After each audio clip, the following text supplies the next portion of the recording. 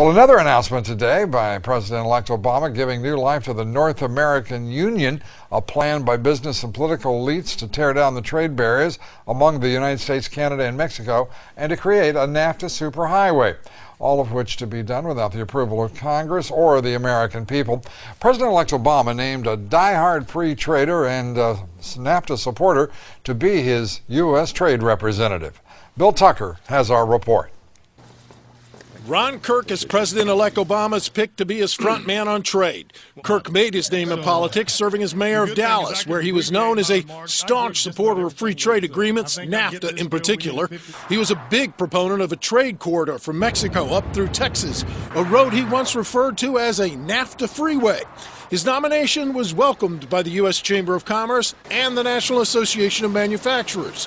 Advocates for a change in trade policy are not so happy. There's clearly been a gap between President-elect Obama's pledges to the American public to truly transform our failed trade policy and some of the very important economic appointments he's made who represent people who helped implement or at least support the failed status quo. Congressman Phil Hare, a Democrat from Obama's home state of Illinois, issued a statement expressing his disappointment, saying, quote, "I have concerns about Mayor Kirk's vocal support for NAFTA and unfair trade with China.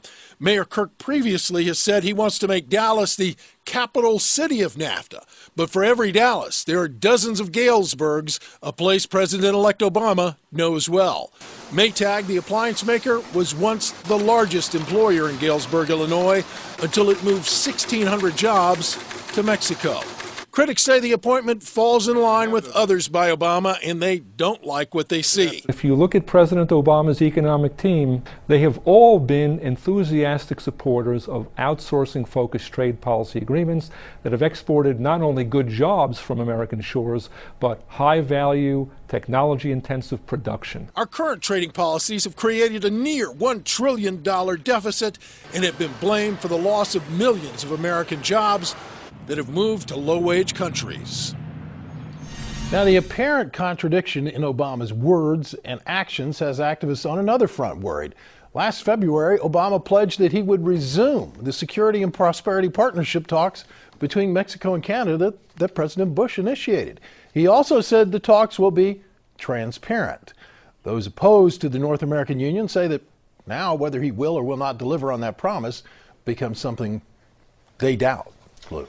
Well, this is this is early on. The president-elect is starting to look like it's starting to look when it comes to trade, as Lori Wallach, the public citizen, pointed out, Global Trade Watch. I mean, the old boss is starting to look a lot like the new boss when it comes to the issues of offshoring, free trade. This is troubling indeed. It is, and all those people in the piece tonight, Lou, are people who are inclined to support him, who are people who want to be on his side, and they're reluctant in their sort of reservations about what he's doing with Kirk. Well, it is an extraordinary appointment, but I'm sure that we'll find out some others were extraordinary too, just as we have with previous presidencies. Thank you very much, Bill Tucker.